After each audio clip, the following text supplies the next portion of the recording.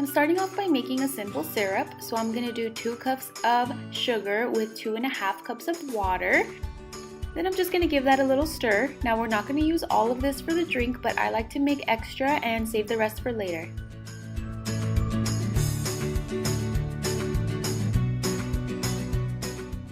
Now I'm just going to go ahead and bring that to a gentle simmer over low heat, and after a while you will see that these little bubbles start showing up, and once it's to this state, just go ahead and turn it off and take it off the stove and let it cool. I'm taking about half a watermelon and I'm just going to go ahead and pop that into my blender and blend it for about 5 minutes until it's really smooth.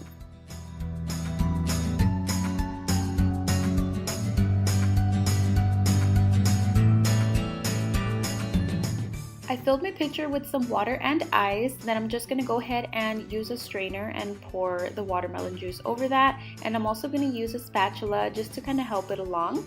Now I do this because I don't like pulp in my watermelon juice, but if you don't mind the pulp, then you can just skip this step. Now I'm just going to go ahead and add some of my simple syrup, and you can add as much or as little of this as you want.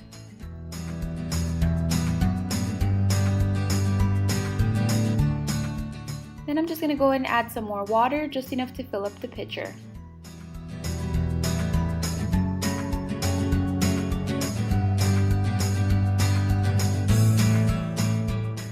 Then I'm just going to give it one last stir and it is all ready. I promise you're going to love this, and this is so versatile, so you can make it as like a watermelon lemonade, or you can make it adult by spiking it with some rum or some Moscato or some champagne to make it like a mimosa.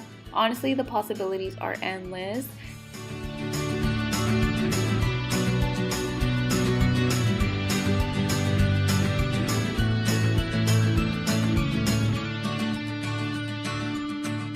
And as for the excess syrup, I like to pour it into this jar that I purchased at Ross for just a couple of dollars, and I like to use it to sweeten up my iced coffees.